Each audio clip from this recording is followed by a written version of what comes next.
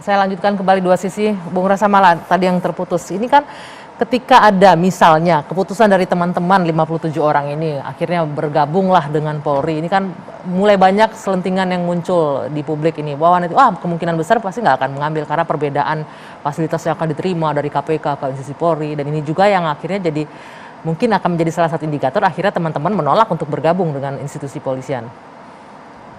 Ya, pertama sih begini Mbak Anggi, saya mau agak ini dulu sebelum saya ke sana merespon apa yang disampaikan oleh Pak Ito terkait dengan gangguan Kamtipmas. Saya kira mungkin posisinya bukan gangguan Kamtipmas, bahwa masyarakat punya perhatian, masyarakat luas, publik punya perhatian yang begitu luas terhadap isu ini, punya aspirasi yang begitu luas dan disampaikan. Saya pikir memang pemerintah menurut saya punya kewajiban untuk mendengarkan, kemudian mencari jalan keluar apa yang menjadi concern publik kan gitu.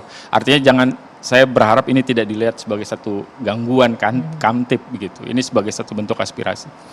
Nah, bahwa apa yang disampaikan oleh Mbak Anggi nanti kalau ditawarkan ada penurunan fasilitas, saya mau tegaskan bahwa diskusi di internal teman-teman sama sekali tidak ada diskusi soal pegawai 57 dalam posisi sebagai job seeker, sebagai pencari kerja. Itu bukan posisi kita. Sekali lagi kita tegaskan bahwa apa yang kita lakukan di KPK selama 13 tahun, 15 tahun, mungkin lebih mendedikasikan diri, itu sepenuhnya kita dedikasikan untuk negara, untuk bangsa, supaya negara kita bisa maju, dan hanya bisa maju jika negara kita bebas dari korupsi. Itu yang ada di kepala kita, ada di back mind kita. Sehingga kalau ke depan pemerintah bisa menyampaikan satu program yang tadi inline juga dengan rekomendasi Ombudsman, Komnas HAM, dan kita bisa menangkap bahwa arahnya adalah langkah-langkah perbaikan untuk kita ke depan, dan itu cukup komprehensif buat kami. Saya pikir kita bisa pertimbangkan itu dengan baik. Nah, itu dulu saya pikir yang mesti disampaikan ke kita. Fasilitas saya pikir itu relatif, dan sekali lagi saya menangkap apa yang disampaikan oleh Pak Argo tadi sempat menyinggung soal tidak boleh ada pihak yang dirugikan. Itu saya pikir poin yang mesti dipegang sebagai komitmen, dan saya maunya lihat sih kalau Bang Saur tadi lihat sebagai jebakan, yaitu ke concern semua pihak dengan melihat berbagai peristiwa ini, ada, ya? Rangkaian peristiwa ini gitu. Dan saya pikir sebagai lembaga negara tentu sebagai konteks kita pemerintah tentu jangan sampai hal-hal semacam itu kemudian dipertontonkan di publik. Menurut saya itu satu hal yang tentu tidak baik lah untuk dipertontonkan secara luas di masyarakat. Jadi kita bisa letakkan keyakinan harusnya kalau itu disampaikan itu adalah sebuah komitmen, tapi kembali lagi itu mesti dijelaskan dengan komprehensif, dengan clear kemana arah kita, apa program kita, kemudian tentu teman-teman tetap harus diletakkan dalam posisi punya hak untuk menilai apakah kemudian mau ikut atau tidak gitu.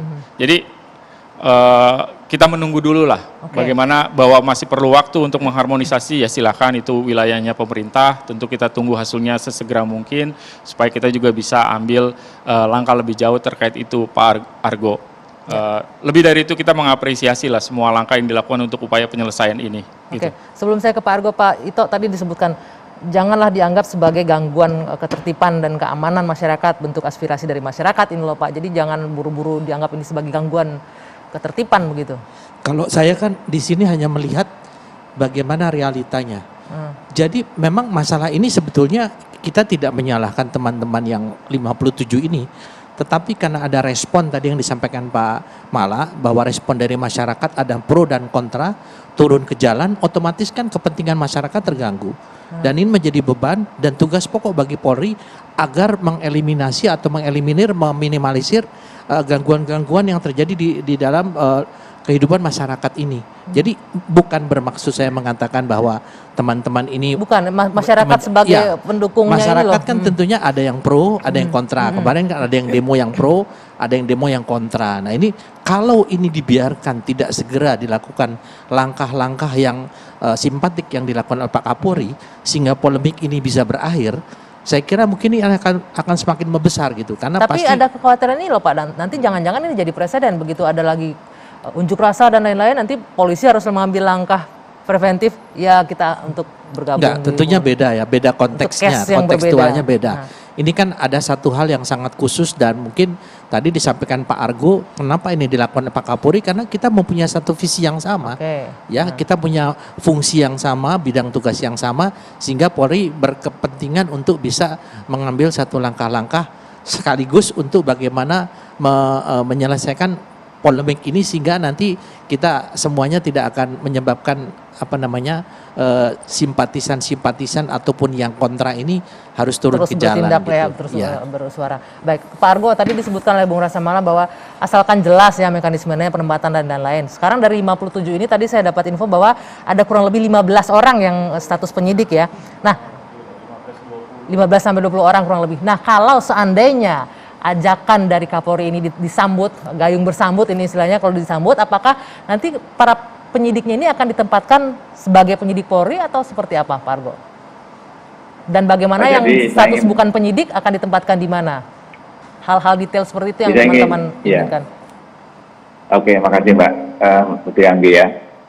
Jadi tentunya kan Polri, dalam hal ini Bapak Kapolri sudah mendeklar secara resmi ya, secara resmi. Jadi semua khalayak semuanya melihat.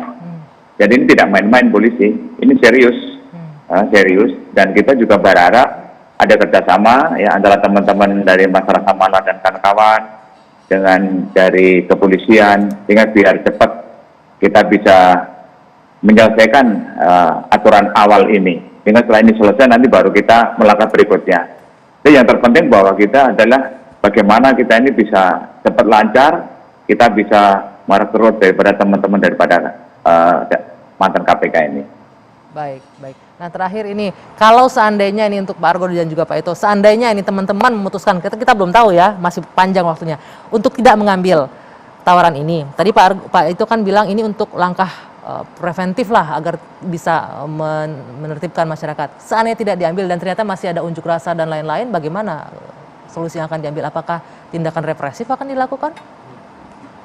Saya kira mungkin langkah-langkah yang akan dilakukan oleh Polri di lapangan itu kan kita mempunyai berbagai cara bertindak ya Mbak ya. Jadi kalau masalah ini mungkin tidak selesai, ya tentunya bagi saya sebagai masyarakat sekarang, saya berharap bahwa ini tidak menjadi satu polemik yang berkepanjangan dan semakin meluas. Oke, ya. Baik. Pak Argo terakhir, Pak Argo, jika tidak selesai nih, kita harus mengambil beberapa opsi ya Pak. Jika tidak diambil artinya gejolak di masyarakat ini kan akan terus berlangsung dan terjadi. Apa yang akan dilakukan untuk menertibkan kondisi ini Pak? Solusi akhir lagi nih Pak. Ya kita berharap semuanya apa yang sudah dilakukan oleh Bapak Kapolri ini bisa berjalan dengan baik dan lancar. Dan semoga juga tidak ada apa-apa di masyarakat, tetapi semuanya aman dan lancar. Demikian Mbak. Baik. Bang Mala, terakhir masih ada yang disampaikan? Masih tetap akan menunggu respon Presiden berarti ya?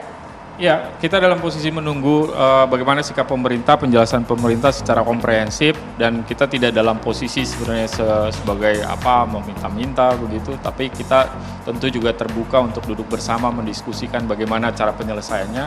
Karena bagaimanapun ini kan persoalan hukum yang sudah kita ajukan untuk diselesaikan, dan diselesaikannya juga mesti lewat keputusan konkret secara hukum. Hemat saya sih mestinya kita pemerintah bisa sampaikan dulu ke kita, baru kemudian bisa ditindaklanjuti lebih jauh dengan hal-hal yang lebih teknis, mestinya sih begitu. Mudah-mudahan ini didengarkan untuk langkah selanjutnya, ya, baik ya. Supaya lebih lebih efektif lah. Baik. Prosesnya. Yang pasti yang saya garis bawahi bukan job seeker, bukan pencari kerja begitu ya. Dan mudah-mudahan apa yang akan dihasilkan nanti merupakan solusi yang bisa memenangkan semua pihak, win-win solution itu yang terbaik, baik untuk mantan pegawai KPK, baik juga untuk KPK-nya sendiri dan juga untuk institusi Polri tentunya. Demikian pemirsa, saya harus akhiri diskusi di Dua Sisi malam hari ini. Terima kasih Bapak-Bapak sudah bergabung, Pak Ito, Bang Rasa Mala, Bung Saur dan juga Pak Argo yang bergabung secara virtual. Saya Dwi Anggia, saya akhiri perbincangan malam hari ini. Selamat malam, sampai jumpa.